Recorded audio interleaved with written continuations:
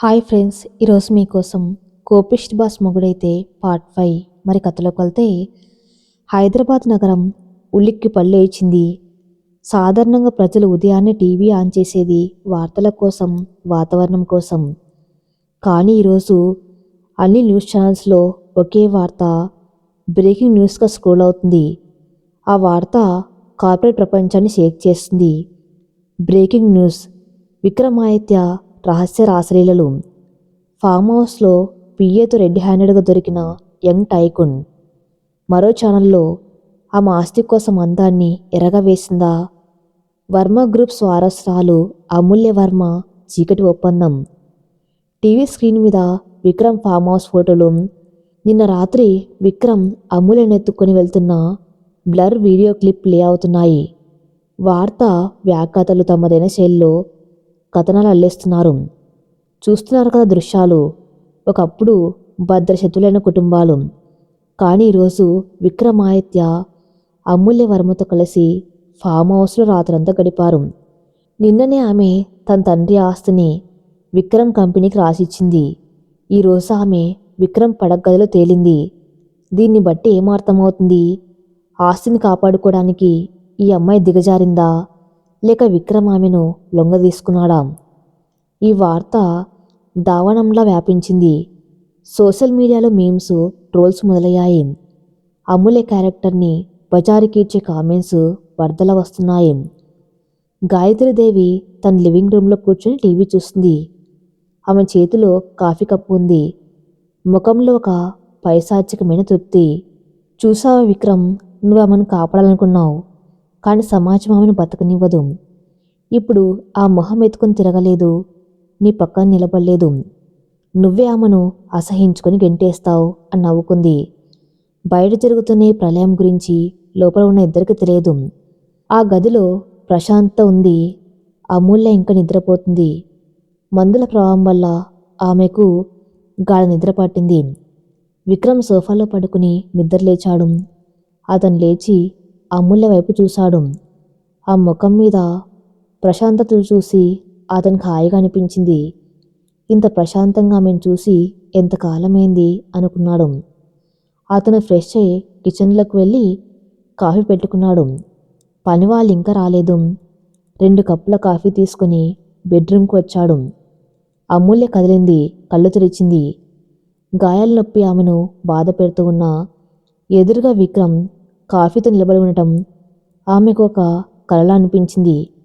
Good morning, Vikram చిరునవ్వుతో పలకరించాడు. Good morning Vikram. ఆమె ఇంకా ఆ పేరునే పిలుస్తుంది. ఆ పిలుపులో చనువు ఉంది. ఆమె లేవడానికి ప్రయత్నించింది. వద్దు, నేనిస్తాను. విక్రమ్ కప్పు ఆమె చేతికి అందించాడు. నొప్పి ఎలా ఉంది? పర్లేదు, భరించగలను అంది అమూల్య. ఈరోజు మనం ఇక్కడే ఉందాం. నీకు పూర్తిగా తగ్గాకే వెళ్దాం. నిన్న ఆఫీస్కి సెలవు పెట్టేశాను అన్నాడు విక్రమ్. అమూల్య నవ్వింది. బాస్ సెలవు పెడితే కంపెనీ నడుస్తుందా? బాస్కు కూడా ఒక లైఫ్ ఉంటుంది కదా అమూల్య. విక్రమ్ ఆమె కళ్ళలోకి చూస్తూ అన్నాడు. ఆ క్షణం చాలా అందంగా ఉంది. ఇద్దరి మధ్య మౌనంగానే ఎన్నో మాటలు ప్రవహిస్తున్నాయి. కానీ అందమైన క్షణాన్ని బద్దలు కొడుతూ విక్రమ్ ఫోన్ మోగింది. వరుసగా రింగ్స్. విక్రమ్ విసుగ్గా ఫోన్ తీసుకున్నాడు. పిఆర్ మేనేజర్ నుండి. ఏంటి రమేష్, పొద్దున్నే? సార్, మీ టీవీ ఆన్ చేయండి ప్లీజ్, లేదా ట్విట్టర్ చూడండి, ఘోరం జరిగిపోయింది. రమేష్ గొంతులో వణుకు. ఏమైంది, క్లియర్గా చెప్పు. మీరు అమూల్య మేడం ఫామ్ హౌస్లో ఉన్నారని, మీ మధ్య ఏదో ఎఫైర్ ఉందని న్యూస్ వైరల్ అయింది. నిన్నటి ల్యాండ్ డీల్ని దీనికి లింక్ చేసి మేడం క్యారెక్టర్ని బ్యాడ్గా రాస్తున్నారు. మీడియా మొత్తం ఫామ్ హౌస్ బయట గేట్ దగ్గర వెయిట్ చేస్తుంది. 100 మంది రిపోర్టర్లు ఉన్నారు. విక్రమ్ చేతిలోంచి కప్పు జారిపోయేంత పనైంది. వాట్? అతను వెంటనే రిమోట్ తీసుకుని టీవీ ఆన్ చేశాడు. వాల్యూమ్ తక్కువగా పెట్టాడు. కానీ హెడ్లైన్స్ చూడగానే రక్తం ఉడికిపోయింది. అమూల్య వర్మ బాధితురాలా లేక బ్లాక్మెయిలరా? అమూల్య కూడా టీవీ వైపు చూస్తుంది. ఆమె తెలుగు చదవగలదు. ఆ హెడ్లైన్స్, ఆ ఫోటోలు చూడగానే ఆమె గుండె ఆగిపోయినట్లయింది. విక్రమ్ ఆమె గొంతులో భయం. టీవీలో వస్తున్న కామెంటరీ వినిపిస్తుంది. ఈ అమ్మాయి డబ్బు కోసం ఎంతకైనా జిగదాడుతుందని విశ్వసనీయ వర్గాల సమాచారం. నిన్న రాత్రంతా విక్రమ్ ఆయతతో ఏకాంతంగా. విక్రమ్ వెంటనే టీవీ ఆఫ్ చేశాడు. అతను అమూల్య వైపు చూశాడు. ఆమె రాయిలా మారిపోయింది. కళ్ళల్లో నీళ్లకు రావటం లేదు. షాక్ స్టేజ్లో ఉంది. అమూల్య, లిసన్, ఇదంతా అబద్ధం. ఎవరు కావాలనే చేస్తున్నారు. డోంట్ వరీ, నేను చూసుకుంటాను. విక్రమ్ ఆమె దగ్గరకు వచ్చి ఓదార్చడానికి ప్రయత్నించాడు. అమూల్య అతని చేతిని తోసేసింది. చూసుకుంటారా? ఇంకేం చూసుకుంటారు? నా పరువు పోయింది విక్రమ్. నాన్న ఈ న్యూస్ చూస్తే బతుకుతారా? ఇప్పటికే గుండె జబ్బుతో ఉన్నారు. ఇది చూస్తే ఆయన గుండె పగిలిపోతుంది. ఆమె గట్టిగా అరుస్తూ ఏడ్చింది. అమూల్య, ప్లీజ్ కామ్ డౌన్. మీ నాన్నకు తెలియకుండా జాగ్రత్త పడదాం.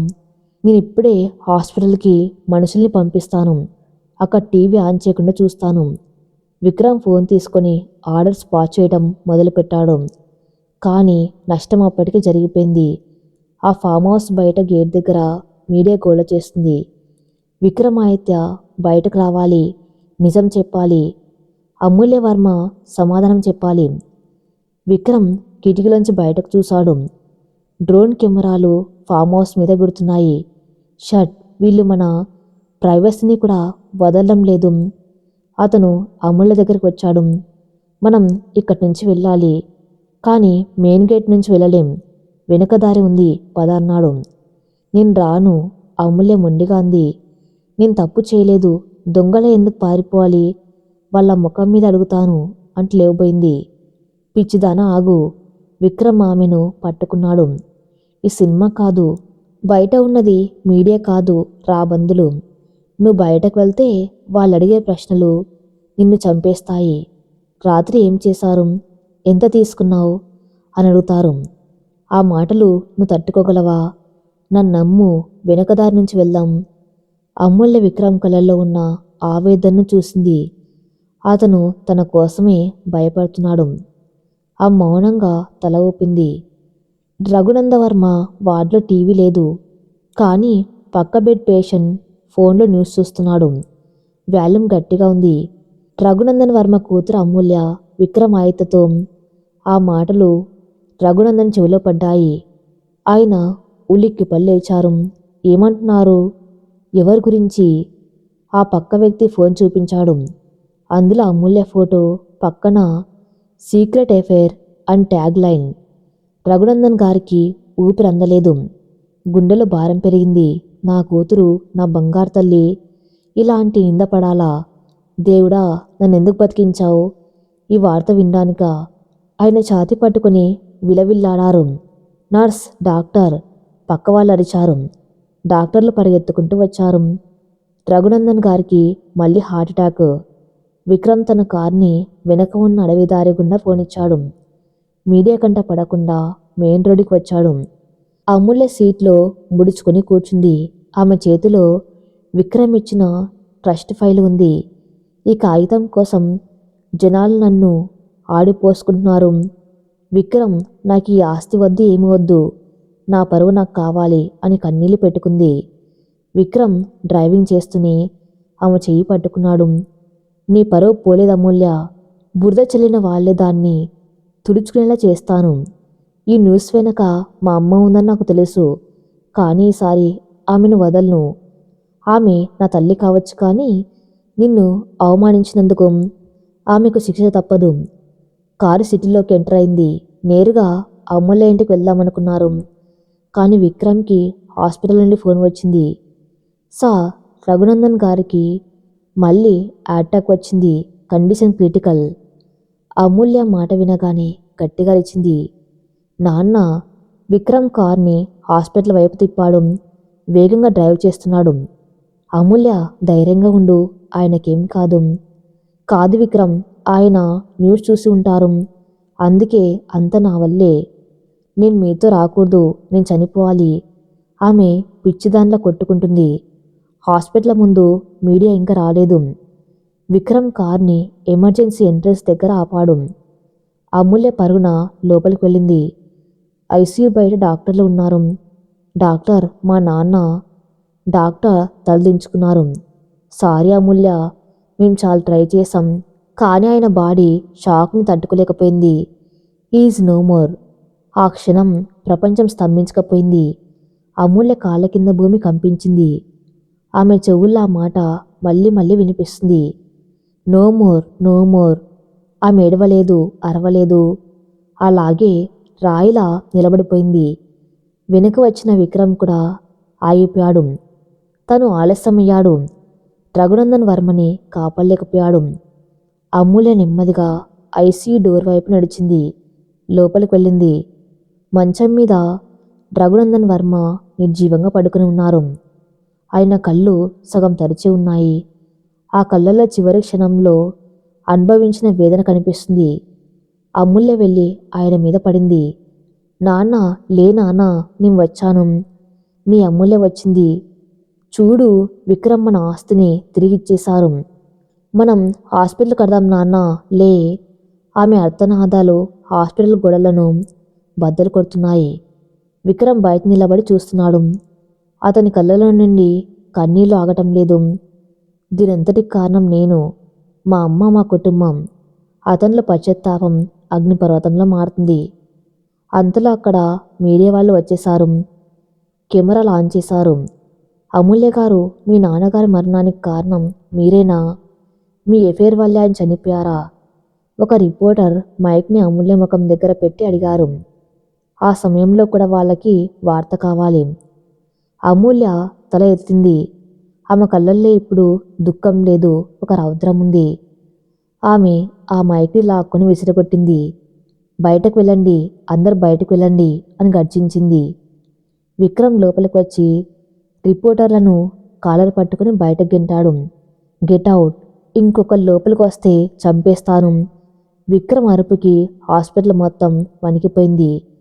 సెక్యూరిటీ వాళ్ళు వచ్చి మీడియాను బయటకు పంపారు.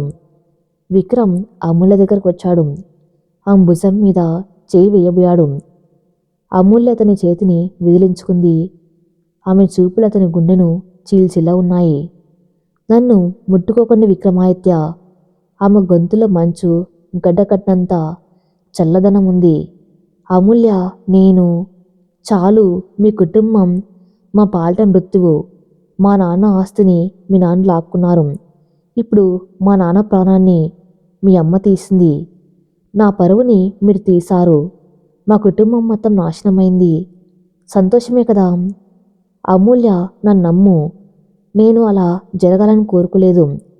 మీ కోరికలతో నాకు పని లేదు. మీ నాన్న చనిపోయారు, అది నిజం. దానికి కారణం మీ కుటుంబం, అది కూడా నిజం. విక్రమ్, ఈ క్షణం నుంచి మనం శత్రులం కాదు. మీరు నాకు శత్రువు కూడా కాదు, ఒక అపరిచితుడు. దయచేసి వెళ్ళిపోండి. మా నాన్న అంత్యక్రియలకు మీ నీడ కూడా పడకూడదు. విక్రమ్కి ఏం మాట్లాడాలో తెలియలేదు. ఆమె కోపం న్యాయమైంది. అతను మౌనంగా తలదించుకుని వెనక్కి తిరిగాడు. అతను హాస్పిటల్ కారిడార్లో నడుచుకుంటూ వెళ్తూ ఉంటే అమూల్య ఏడుపు వినిపిస్తూనే ఉంది. వర్షం పడుతుంది. అమూల్య తండ్రి చితికి నిప్పంటించింది. ఆమె ఒంటరిగా నిలబడింది. బంధువులు ఎవరూ రాలేదు. కేవలం పక్కింటి వాళ్ళు, కొంతమంది తెలిసిన వాళ్ళు ఉన్నారు. దూరంగా ఒక చెట్టు వెనక నిలబడి విక్రమ్ చూస్తున్నాడు. అతను దగ్గరకు వెళ్ళలేదు. ఆమె రానివ్వదు. అతని పక్కన పిఏ శర్మ గొడుగు పట్టుకుని ఉన్నాడు.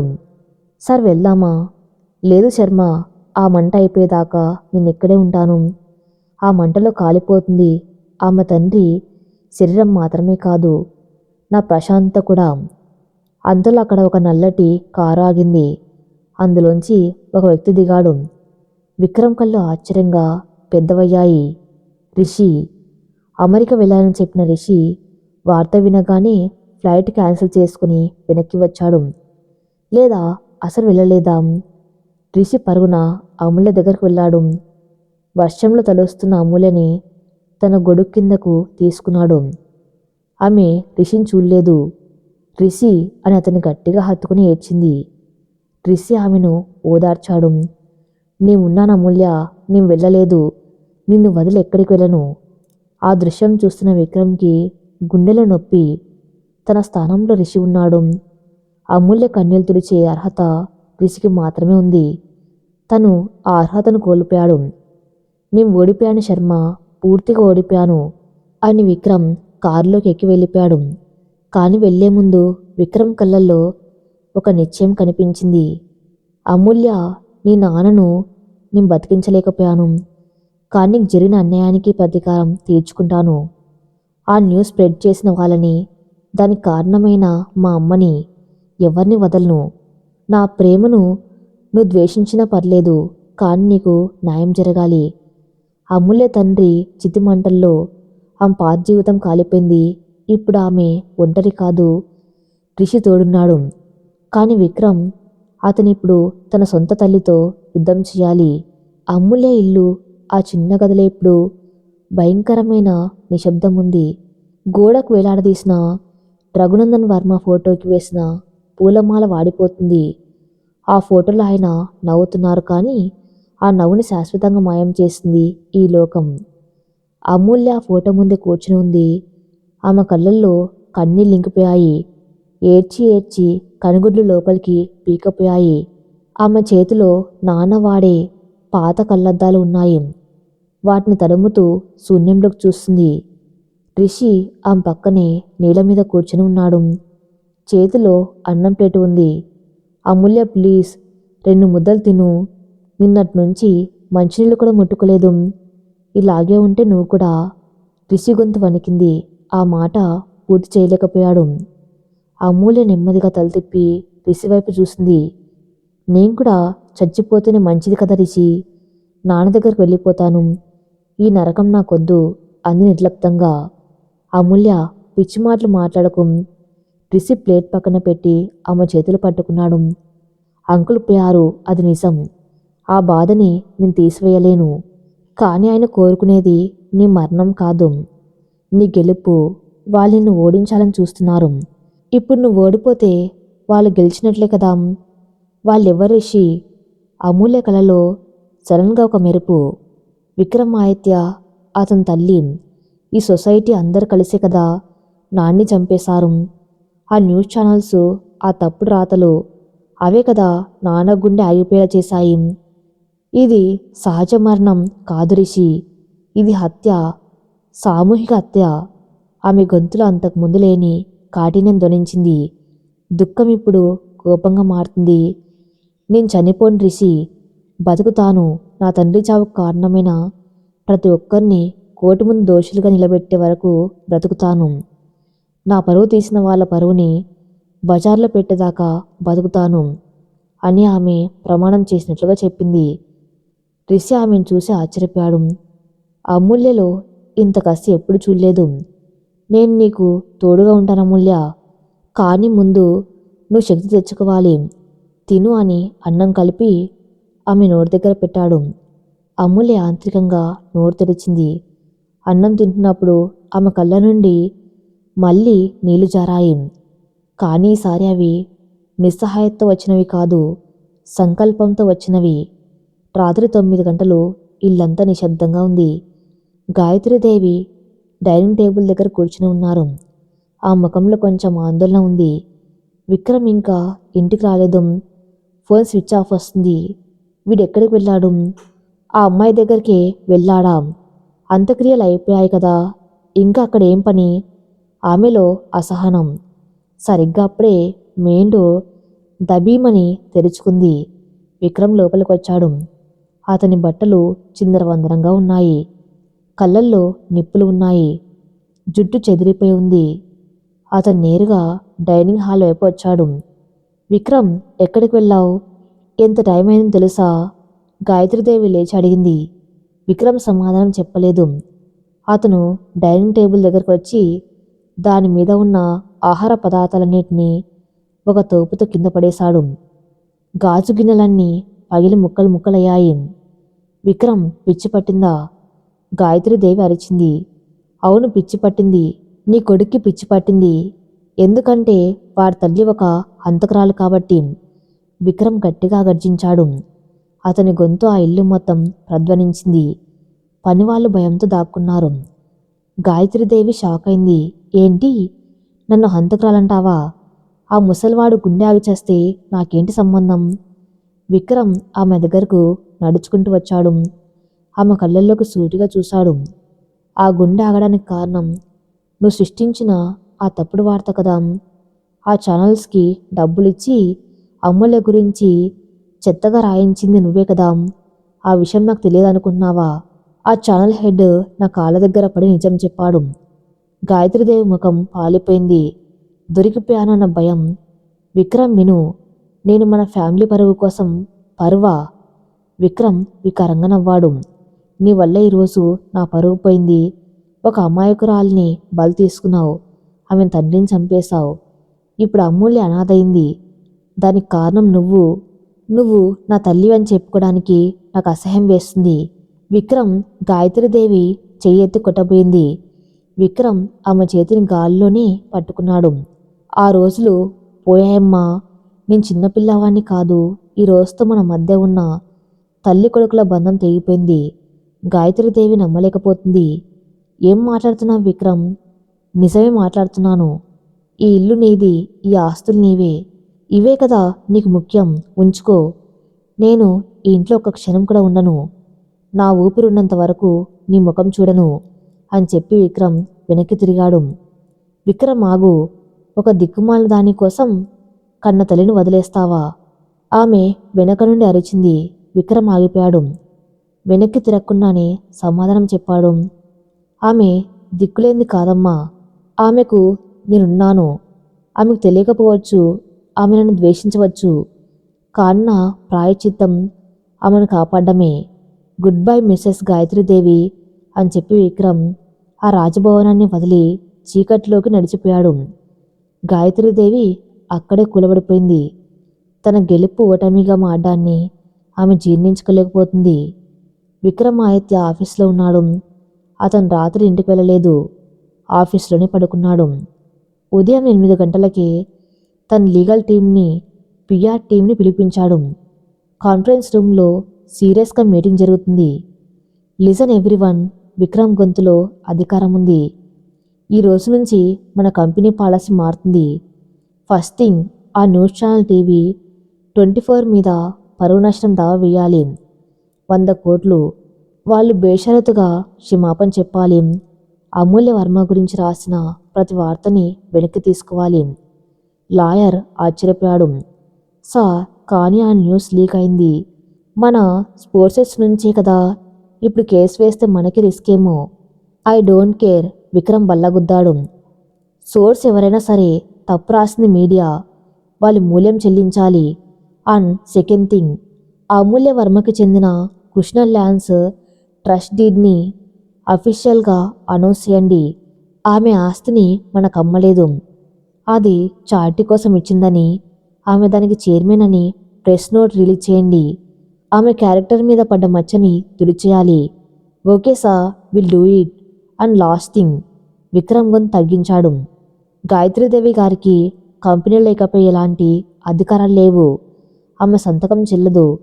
ఆమెను బోర్డ్ ఆఫ్ డైరెక్టర్స్ నుంచి తొలగిస్తున్నాను. పేపర్స్ రెడీ చేయండి. అందరు షాక్ అయ్యారు. సొంత తల్లిని కంపెనీ నుండి తీసేయడమా? కానీ విక్రమ్ కళల్లో ఉన్న నిర్ణయం చూసి ఎవరు ప్రశ్నించలేకపోయారు. మీటింగ్ డిస్మిస్, విక్రమ్ చెప్పాడు. అందరూ వెళ్ళిపోయాక విక్రమ్ కిటికీ దగ్గర నిలబడ్డాడు.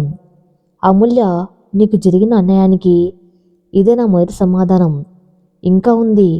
నీ తండ్రి చావుకు కారణమైన ప్రతి ఒక్కరిని శిక్షిస్తాను. ఆఖరికి నన్ను నేను కూడా. అమూల్య స్నానం చేసి తల్లి జుట్టుతో నాన్న ఫోటో ముందు దీపం పెడుతుంది. రిషి బయట ఎవరో లాయర్తో మాట్లాడుతున్నాడు. కొద్దిసేపటికి రిషి లోపలికి వచ్చాడు. అమూల్య, ఒక లాయర్ వచ్చాడు విక్రమ్ ఆఫీస్ నుంచి. విక్రమ్ పేరు వినగానే అమూల్య ముఖం చిట్లించింది. వాళ్ళతో నాకేం పనిలేదు, వెళ్ళిపోమ్మను. కాదు అమూల్య, ఏదో ఇంపార్టెంట్ పేపర్స్ అట. ఒక్కసారి చూడు, రిషి నచ్చెప్పాడు. అమూల్య ఇష్టంగానే బయటకు వచ్చింది. లాయర్ నమస్కారం చేశాడు. మేడం, నా పేరు ప్రసాద్. విక్రమ్ సార్ పంపారు. ఇది మీ నాన్నగారి పేరిట ఏర్పాటు చేసిన ట్రస్ట్ డాక్యుమెంట్స్. దీనికి మీరే చైర్మన్. ఆ భూమి మీదే. అలాగే ఆ న్యూస్ ఛానల్ మీద విక్రమ్ సార్ పరువు నష్టం దావా వేశారు. వాళ్ళు త్వరలోనే మీకు క్షమాపణ చెప్తారు. అమూల్య ఆ పేపర్లను చూసింది. విక్రమ్ నిన్న రాత్రి హాస్పిటల్లో చెప్పిన మాటలు గుర్తొచ్చాయి. నీకు న్యాయం జరగాలి, కానీ ఆ మనసులో ఇంకా తండ్రి మరణం తాలూకు బాధ, దానికి విక్రమ్ కుటుంబమే కారణమనే కోపం బలంగా ఉన్నాయి. ఆమె ఆ పేపర్లను తీసుకుంది. లాయర్ సంతోషించాడు. సంతకం ఇక్కడ పెట్టండి మేడం. అమూల్య పేపర్లను తీసుకుని నెమ్మదిగా 2 ముక్కలుగా చించేసింది. లాయర్ రిషి ఇద్దరు షాక్ అయ్యారు. మేడం, ఏం చేస్తున్నారు? అమూల్య చిరిగిన ముక్కలను లాయర్ చేతిలో పెట్టింది. వెళ్ళి మీ బాస్కు చెప్పండి, నా తండ్రి ప్రాణం ఖరీదు ఈ ఆస్తి కాదు. ఆయన చేసిన పాపానికి ప్రాయశ్చిత్తం ఈ కాగితాలు కావు.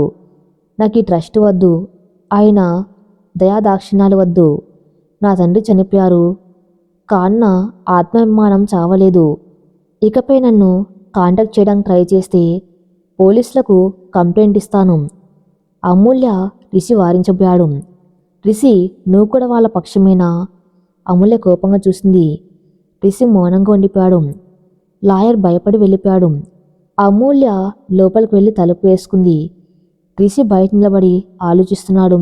విక్రమ్ నిజంగానే మారాడా? అమూల్యకి న్యాయం చేయాలని చూస్తున్నాడా? కానీ అమూల్య ఇప్పుడు వినే స్థితిలో లేదు. కాలమే దీనికి సమాధానం చెప్పాలి. మరి తర్వాత ఏం జరగబోతుందో నెక్స్ట్ ఎపిసోడ్లో చూద్దాం. నెక్స్ట్ పార్ట్ కోసం నా ఛానల్ని ఫాలో అవుతూ ఉండండి. Thank you for listening.